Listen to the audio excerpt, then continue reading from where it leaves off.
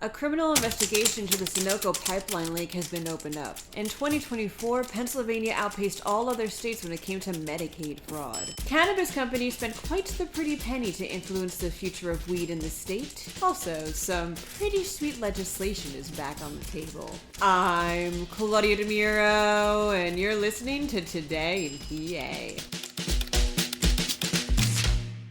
The State Attorney General's office officially confirmed yesterday that its Environmental Crimes Unit is investigating the Sunoco pipeline spill that contaminated drinking water wells in Bucks County, reports the Philadelphia Inquirer. In another update to a story this podcast reported on previously, residents in Upper Makefield are demanding action and answers after it was confirmed, following almost 2 years of complaints, mind you, that their drinking water had been contaminated with what's estimated to be 156 barrels of jet fuel released by a quote-unquote slow drip in the pipe. Now that action is taking the form of this formal investigation, which, according to Edward Luca, First Assistant District Attorney in Bucks County, is in its, quote, initial stages.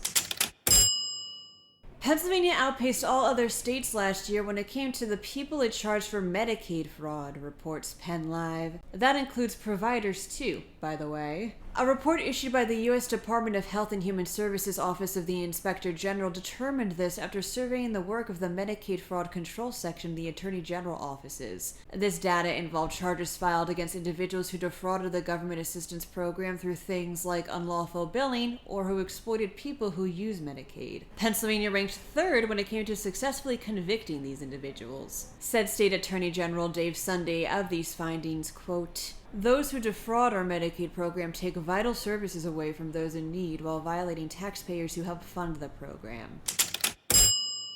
Medical cannabis companies are spending big to have a say in Pennsylvania's legal weed future, states Spotlight PA. How big?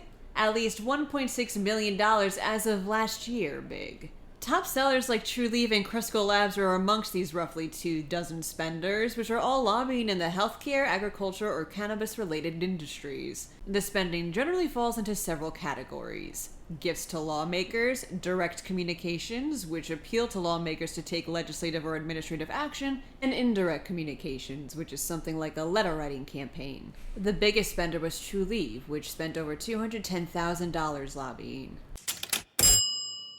3 state senators want to reintroduce a bill to establish Hershey's Kisses as the official state candy, says Fox 43. Frank Farry, Patty Kim, and Steve Santasiero bringing this bill back on the table, highlighting how, actually, students from Bucks County drafted it. Not only would the bill establish the first of its kind official candy, but, its supporters hope, it'll draw positive attention to one of Pennsylvania's most important industries. Some quick fun facts.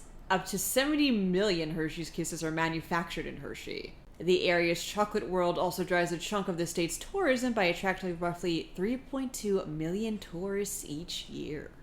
That wraps up today's episode. For even more news, pay a visit to PennLive.com. Also, please remember to rate this podcast and to leave it an honest review too, please. Thanks in advance, and of course, thanks for listening. I'm Claudia Dimuro, and I'll be seeing you tomorrow for some more Today in PA.